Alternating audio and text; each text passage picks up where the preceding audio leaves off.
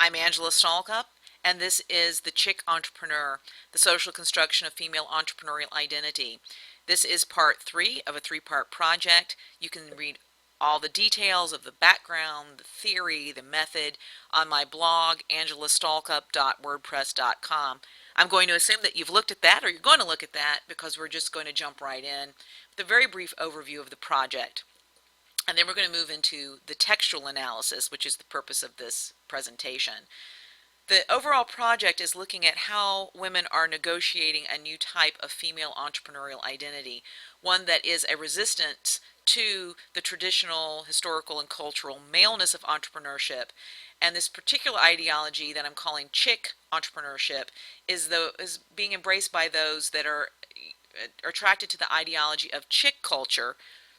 We're going to talk about it a little bit more, but think chick lit, chick flicks. So we're looking at an identity that's being created that is basically Sex in the City meets entrepreneurship.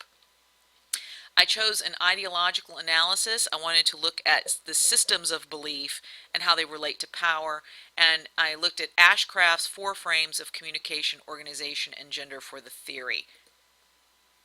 The text is significant. I got great information on marieforleo.com on my paper. Go read it. But Marie Forleo is an influencer.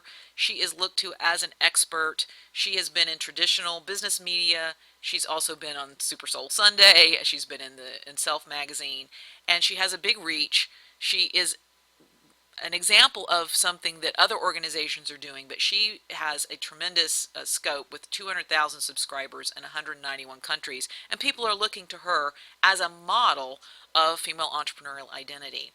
So for the analysis, I looked at 4 areas of the website. We will not go into all of them. We'll just look at 2 for the presentation. And I took Ashcraft's frames, the 3rd and 4th one on the gendered nature of organizations, and then pop culture narratives, threw in some chick culture, and came up with 11 points of identification that I use for the textual analysis. And you see I created a little matrix there. Don't be afraid, I'm not going into that right now. You can read about that in the paper. But to give you an idea of where we're coming from, Ashcraft's 3rd frame on male gendered organizations was influenced by the work of Joan Acker, and she came up with 5 processes that construct organizations as male gendered. I decided to put a twist on them and see what would female gendered organizations look like with substituting female for male. Then for the pop culture and gender narrative, Ashcraft herself talked about self-help narratives. I added this element of chick culture, which again is post-feminism, third wave feminism, and particularly the feminine, the female sexuality, pop culture, consumerism, and self-deprecating humor. So for the About Marie Forleo page, the home page, and 2 specific videos, I put them through my 11-point matrix and gave each one a score. 11 would be a perfect score. They hit every point. 2 of these texts hit all 11. The About page and the home page. Then the videos, just the video, and each had a 9 and an 8. So clearly these themes are throughout this work, and then an ideology of female gendered organization and pop culture, chick culture. Not going through all 11, I just wanted to highlight the ones that really jumped out. In the 3rd frame of gendered organizations, we see lots of images of female leadership.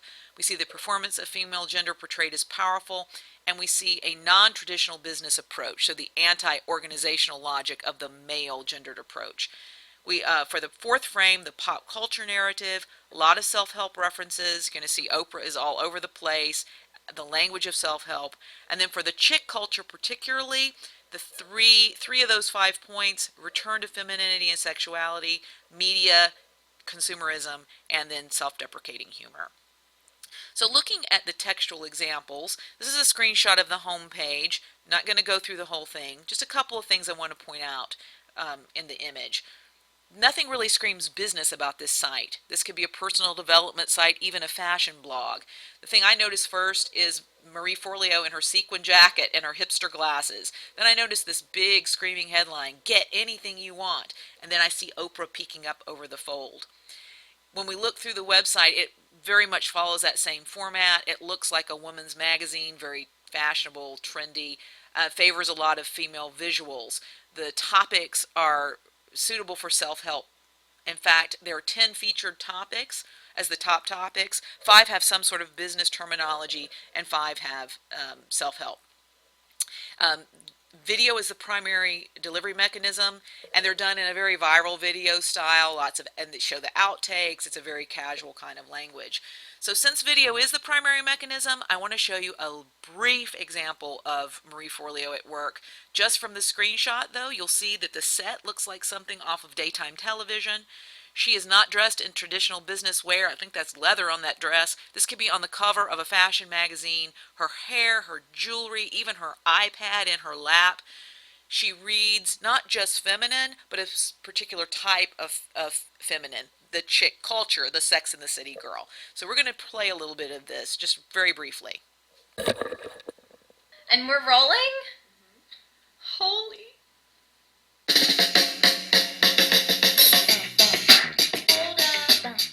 Hey, it's Marie Forleo, and you are watching Marie TV, the place to be to create a business and life you love.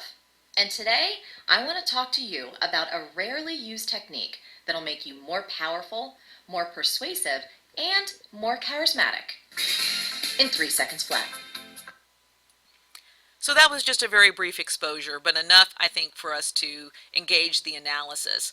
So looking at Ashcraft's 3 frames, and really considering all 4 texts, but using the examples we looked at, we really do see lots of images of female leadership. Marie Forleo is prominent in that video. She's prominent on the site, and she is using her own voice. Her style of speech is portrayed as powerful, and then she talks about things that women talk about. Later in the video, she uses the expression, it's like getting a pap smear, right? The kind of informal language that women would use together. Clearly a gender identity performance going on there of a particular type of gender identity. She's rejected traditional business wear. You won't see that anywhere on the site. And then in a non-traditional business approach, a non-traditional organizational logic, there's very little mention of anything for sale on the website. You won't find any sales page until you click into the site, and there's only a brief mention of something for sale at the end of the video. We've already pointed out that there's a lot of self-help language and the image of Oprah being dominant throughout. But continuing this sort of pop culture, this chick culture narrative, we see the return to femininity and sexuality. Even the topic is being a good listener, which is considered a female topic. We see the pleasure of media-driven pop culture. There's the style of the video, the viral video style, the references, even that little TV that is seen on TV, and a lot of humor. Every video starts and ends with an outtake. So another video I looked at is this one that is just Marie Forleo pictured there, lip syncing to Black Eyed Peas' "I'm a Bee," dressed like Lady Gaga. And I think it's a perfect example of how Marie Forleo has embraced chick culture as a symbol of power. She portrays rich, hot, and happy as powerful. Her website is very overtly female, favors female images of gender and leadership, and takes joy in consumerism. The lyric of that song is "I'm a Be Rich, baby." And it's organizationally illogical because it redefines rich as being, in these self-help terms, unlocking your spiritual potential, nurturing your health. But it also, there's nothing that you would know that was for sale. Watching that video, you would not know there was anything for sale. So what are the implications and conclusions? Well, we see there's a very clear ideological response at work here at marieforleo.com that is a resistance to male gendered entrepreneurship and embracing this chick culture, pop culture, and female gendered organization model. We're seeing that other organizations are using this same sort of approach, and so you combine Marie Forleo with all these others, you have hundreds of thousands, if not millions, of entrepreneurial women exposed to a message. And it's an ideology, chick culture, that is resistant to this other ideology of male gendered entrepreneurial identity. And the appeal of the chick flick and chick culture makes the chick entrepreneur appealing and creates something for those who maybe don't fit in. But what are the challenges? Is this creating its own hegemony? What if you aren't traditionally hot, rich, happy? And we see in this quote that there's a risk in not being taken seriously. You can have an identity, but if your identity isn't accepted, particularly by others who have power, what are your chances for success? And then ultimately, is this model of entrepreneurship substantive for revenue and growth? Is it an emphasis on style over substance? And then finally, what other identities are being created? So here are my references. You can find these on the website, and thank you for your time.